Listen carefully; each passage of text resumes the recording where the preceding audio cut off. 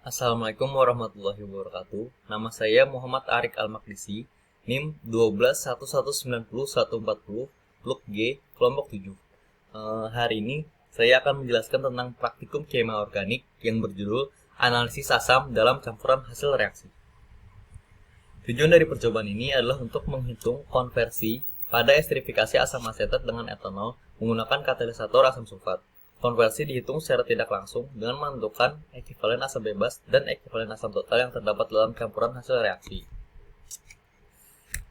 Dasar teori dari percobaan ini yaitu apabila suatu reaksi kimia dilangsungkan dalam reaktor, maka selain hasil reaksi, di dalam reaktor juga terdapat sejumlah reaktan yang belum bereaksi, sehingga dalam reaktor terdapat campuran A, B, C, dan D. Hal ini terutama terjadi pada reaksi yang bersifat bolak-balik atau reversible. Contoh reaksi reversible yaitu reaksi esterifikasi asam asetat dan etanol menjadi etil asetat dan air.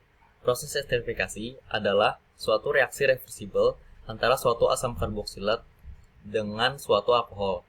Produk esterifikasi disebut ester yang mempunyai sifat khusus yaitu mempunyai bau yang khas atau bau harum, sehingga sering dijadikan sebagai esens sintesis.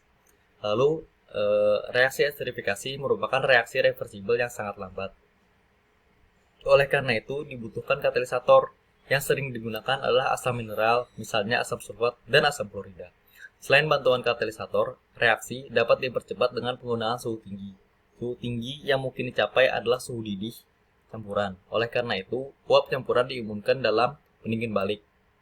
Juga ditambahkan etanol berlebih agar kecepatan reaksi tekanan lebih besar, yang berarti produk menjadi lebih banyak. Konversi merupakan berkurangnya jumlah mol asam asetat atau bertambahnya jumlah mol etil asetat karena reaksi per mol asam asetat mula-mula. Penentuan jumlah mol asam asetat yang telah bereaksi ini dilakukan secara tidak langsung dengan mengurangi ekivalen asam total dengan ekivalen asam bebas dengan rumus konversi sama dengan ekivalen asam total dikurangi dengan ekivalen asam bebas dibagi dengan ekivalen asam asetat mula-mula dikali dengan 100%. Sehingga hipotesis analisis ini yaitu konversi akan semakin besar jika suhu reaktor tinggi menggunakan katalisator dan penambahan reaktan yang berlebih. Lalu kita masuk ke dalam alat. Jadi alat-alatnya itu ada pipet gondok, gelas beker, Erlenmeyer, labu leher 3, pipet tetes, pipet volume, corong, gelas ukur, pendingin balik yang berfungsi untuk mendinginkan uap dan kembali ke labu sehingga dipastikan larutan tidak menguap dan berkurang, lalu pemanas listrik, termometer, motor pengaduk dan pengaduk merkuri, statif, buret, dan klem. Lalu bahannya itu ada larutan HCl 0,4N, larutan NaOH, larutan asam asetat 96%, larutan etanol 95%, larutan H2SO4 pekat, larutan KOH alkoholis 0,4N, Aquades, dan juga indikator PP. Lalu ada rangkaian alat. Nah, di rangkaian alatnya ini ada 3, yaitu ada pertama itu ada rangkaian alat esterifikasi, yaitu ada labu leher 3, kompor listrik, pendingin balik, motor pengaduk, pengaduk merkuri, termometer, dan statif. Di sini akan terjadi pengadukan. Lalu ada rangkaian alat pemanasan, yaitu ada pendingin balik, statif, Erlenmeyer, dan kompor listrik. Ini untuk memanaskan larutan. Lalu yang ketiga itu ada rangkaian alat titrasi, yaitu statif, buret, dan Erlenmeyer.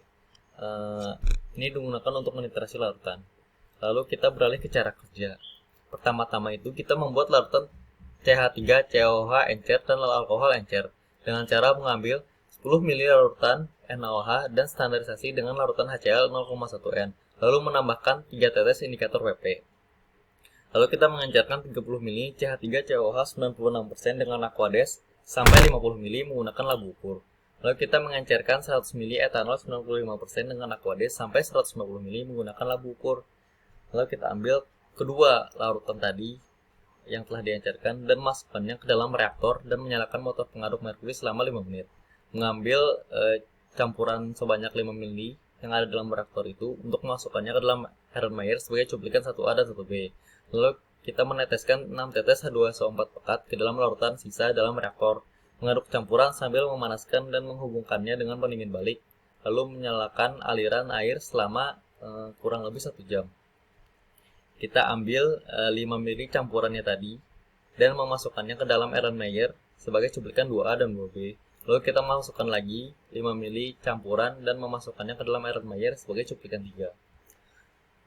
Lalu kita bisa menentukan asam asetat mula-mula atau AO dengan cara menambahkan indikator PP sebanyak 3 tetes pada cuplikan 1A dan 1B, melakukan titrasi dengan NaOH 0,48N sampai terjadi perubahan warna menjadi merah muda, mencatat volume NaOH yang diperlukan, dan mengulangi percobaan itu sebanyak 2 kali.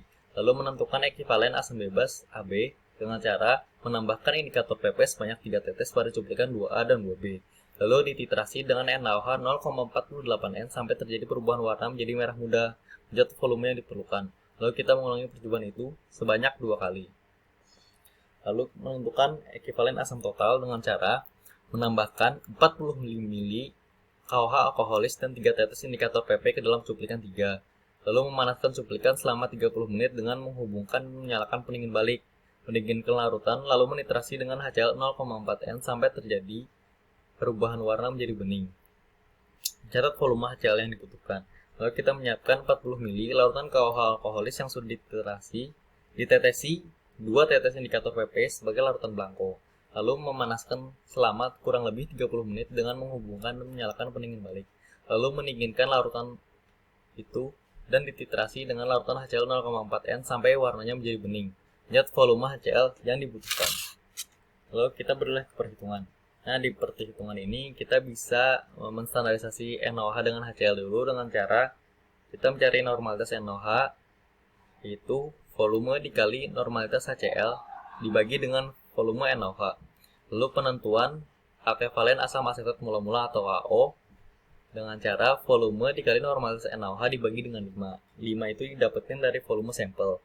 Lalu menentukan ekivalen asam bebas atau AB dengan cara volume dikali normalitas NaOH dibagi dengan 5 juga. Lalu menentukan ekivalen asam total dengan cara volume titrasi blanko dikurangi dengan volume titrasi cuplikan dikali dengan normalitas HCl dibagi dengan 5. Lalu dikonversi dengan cara X sama dengan ekivalen asam total dikurangi ekivalen asam bebas dibagi dengan ekivalen asam asetat mula-mula dikali dengan 100%.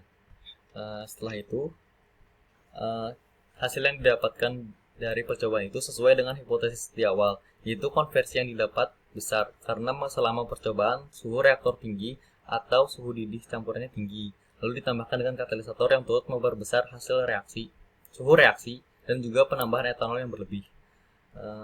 Sekian dari saya. Mohon maaf jika ada kekurangan. Assalamualaikum warahmatullahi wabarakatuh.